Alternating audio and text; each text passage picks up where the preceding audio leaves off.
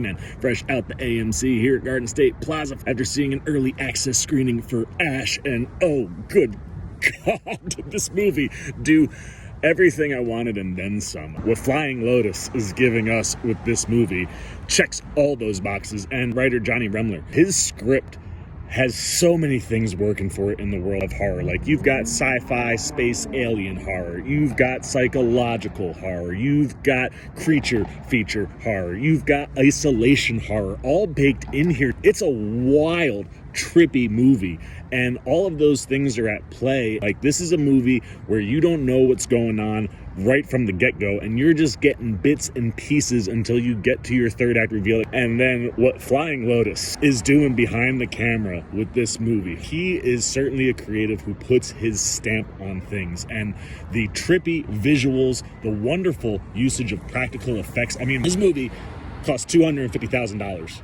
and was shot in 28 days, and to get this is wild. And then you go with the psychedelic and super vibrant color palettes and just moving around basically a base. Like, you're in one place the whole movie, and how you play with isolation, how you play with our main character not knowing anything, right? She loses her memory and she can't really trust herself. She's not sure if she can trust, Aaron Paul. And there are times where you're kind of just like floating in a dream, and then bam, hits you in the head with like some absolutely terrifying stuff, and you get it in bits and pieces until you get to the third act, and it just goes off. And some of the puppet work, holy cow. Also, like, the soundtrack here, which is coming directly from Flying Lotus himself, insane how it meshes with the visuals and the storytelling. And then performance-wise, EIZA González, holy, she carries the living hell out of this movie, and how she plays with not knowing exactly what's going on and trying to piece this puzzle together, and not knowing if she can trust herself or Aaron Paul or what's really going on. And then as she kind of learns all that, starts to figure it out, gets pieces back in her memory,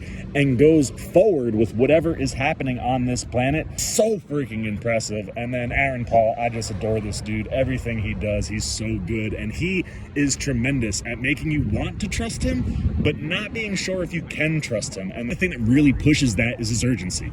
The way he is just focused on the mission and making sure you get out of this safely makes you want to trust him, but then he does things and you're like, I don't know.